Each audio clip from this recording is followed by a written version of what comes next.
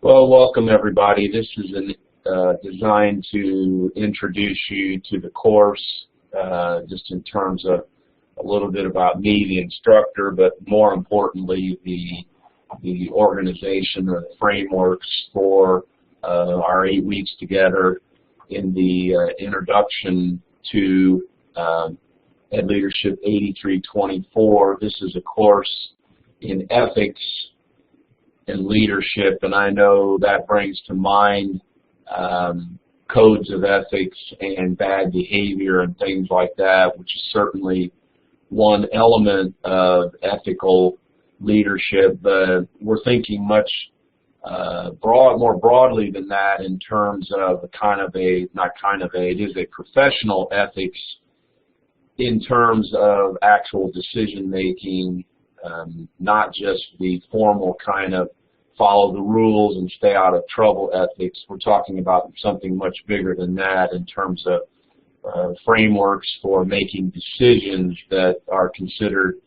moral frameworks, perhaps ethical frameworks. So I think it's a fascinating and important topic. We've reintroduced this course back into one of our required courses because the majority of the faculty felt that this emphasis is worthwhile in our program to have our candidates, our students thinking about leadership in a moral or ethical context. Just to oversimplify this, as a leader in charge of a school full of children and teachers, there's a lot of responsibility that goes along with that, a lot of moral and ethical responsibility. So that's in the highest sense what we're talking about here, not just following the rules so you don't lose your teacher's license or something like that. So anyway, welcome to the course.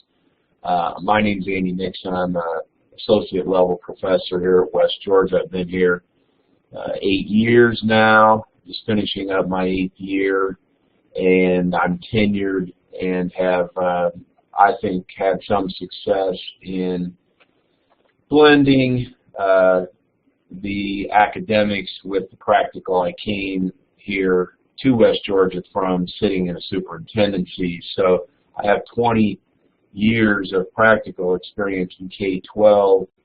Really have had pretty much every leadership position from assistant principal, athletic director, principal, assistant superintendent, superintendent, and then now as an academic for the last 8 years. I guess I don't care to talk about myself too much, but I do think what you get from my classes is both theory and practice, because that's really my mindset on this. So this class will certainly have some theory and some content that you're not particularly familiar with. You know, for example, many of you are working in K-12 now.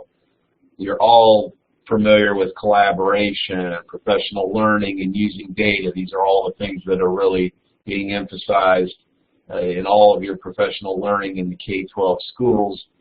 But this content in terms of moral decision-making, ethical decision-making is not something that's necessarily as familiar. So we will certainly have some theory, some content that will be perhaps new for you, somewhat of a stretch, but yet I always try to think of ways to allow you to apply it to the real situation that you're working in and to allow you to use your own knowledge and experience to try to bring some light to it. So anyway, let's you make a couple of comments. As far as accessing me, everything happens really quickly in the summer. We have basically 8 weeks together, so that's like half the time you would have in a regular full fall or spring semester. And I'm also teaching 3 classes this summer, which means I am pretty much pushing it to the limit. Teaching 3 courses in 8 weeks is a pretty heady, fast-paced situation. So let me offer these suggestions for accessing me. First off, and I'm going to talk about it on the next slide, I am going to be available live to you 4 evenings during the 8 weeks and certainly part of the reason for that is to make myself accessible to answer questions or provide whatever support you might need. So one way to access me is going to be to participate in the live sessions if you're so inclined. Another access point I do try to maintain coming into the office at least Monday through Friday. Now, I'm an early morning person generally, so it's a lot more likely you would catch me sitting in this office, or if you were to call me, probably between the hours of about 7:30 a.m. till around 9:30. Then after that, it's dicey whether I would be here the rest of the day during the summer. I do check email pretty much. Unfortunately, I'm checking it all day long. I'm one of those people that can't seem to put it down. But anyway, my recommendation would be if you need a question answered, have an issue, whatever, you could try to call me early in the morning here in the office. As I've said, the phone number's on the first page of the syllabus. But another option would be just to send me an email and offer some times that you're available, and I can just call you back or call you. I don't mind calling you from, if I'm at my house in the afternoon or whatever, I can call you. So send me an email and offer me a phone number and some times you're available, and I'll give you a call. But I want to reemphasize the pace of the summer. Everything happens pretty quickly, so you don't have a lot of time to admire the assignments or to admire the readings. You really just need to get in and do it. It's not where you have the opportunity to kind of sit around and wait till you get in the mood. You really need to get after it. What I've decided to do is to organize the course basically into 4 two-week modules, and that would cover the 8 weeks that we have together. I try to lump the content that seems to kind of hang together in a 2-week module. There is no textbook. There are lots of books I could have selected, but I'm trying to save you the money. And I think I can supplement the 2-week module so that we can get out of what we need to. I'm kind of getting ahead to the next slide, so let me go ahead and go there. As far as some specifics about the course, the readings, which is where I left off on the previous slide, I have copied a couple of chapters from books. I have added or posted a couple of articles from, say, in Ed Leadership, some readable articles about the topic, and I've posted a couple of articles that are designed to help you with some of the assignments specifically. They'll be referred to specifically in the assignment. It will say, based upon blah, blah, blah reading, do blah, blah, blah. So I'm expecting that the reading load here is pretty light to moderate in terms of what could be expected. So it's a fairly light and moderate load. So I would encourage you to make an effort to read and keep up in the reading. It should not be that difficult for you, assuming you arrange your life so that you can devote some regular time to the course. Most of the readings I selected were and are pretty readable. There's not too much of it that's theoretical and heavily research laden. I decided not to include those. When you do the case studies, and each module has a case study, so that means you're going to have 4 case studies, I would expect to see the readings referenced in the case studies. And when you do the other assignments besides the case studies, and there are 3 of those, I would expect to see some references to the posted readings. And I generally expect you to find some readings and some content beyond what I've provided for you when you're doing case studies and other assignments. Now, there is a fair amount of content on this topic, but it's not as obvious or as much quantity-wise as you're going to find with some other topics. So it may be somewhat of a challenge for you to find good readings on this topic beyond what I've provided for you. So again, to summarize, I want to see the readings I've posted reflected in your work, and I want to see some additional readings beyond what I have provided. We use the CourseDin D2L framework. I hope you'll very quickly see how I have things organized. I've tried to only post what's necessary. I've tried to post and organize in a fashion that makes sense to me. The overall item that might help you pull everything together is I have put everything that I'm aware of as far as due dates, assignments, live sessions, etc. I've put all of those on the course calendar, so you should be able to sync your personal calendar with the course calendar and not be concerned about missing anything. I've consistently established Sunday night at midnight, actually 11:59, as the time that everything is due. Again, remember, we're working in 2-week chunks here for the most part of a module. Each module has a case study. I've worked quite a bit in May here to try to develop specific case studies. The case studies are obviously designed around difficult, ethical, moral kinds of decision making. So when you are addressing or responding to the case study, what I'm after is the process that you would go through to decide the case. What would you be thinking about? What would you consider? How much weight would you put on this variable or that variable? Yes, we want to know ultimately how you would decide the case, but one of the main objectives of this course is to help support your decision-making process so that you can think through situations and decisions in an ethical or moral manner. You will be assigned randomly to a discussion group. That way you won't have to necessarily read all of the postings on the case study. You'll be reading half of them because we have 2 discussion groups based upon the size of this course. Looks like it's going to have about 15 students in it. So we'll split that group of 15 of you about down the middle in half. So you'll be assigned to one of those 2 discussion groups. You're welcome to read all the postings. You're welcome to post in both groups.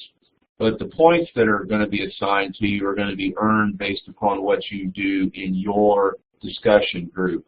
I have revisited my scoring expectations for discussions and case studies. Those are posted in multiple places.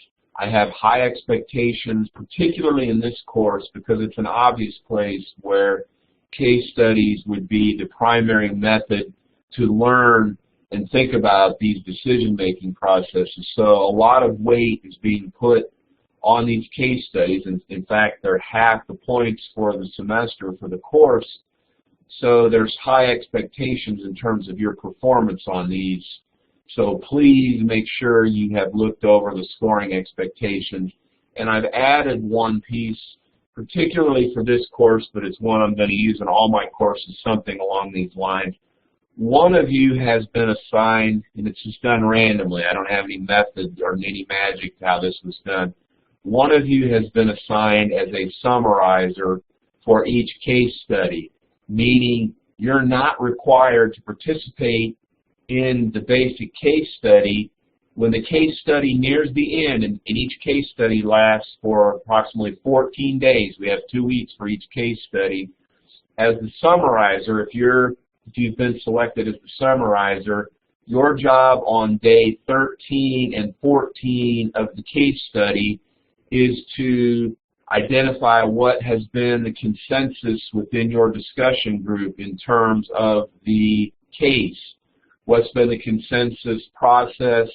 What's not been a consensus? What's some examples of items that there's been disagreement among the group? And ultimately, what has been the consensus or lack of consensus regarding how the case should be determined or what the outcome should be.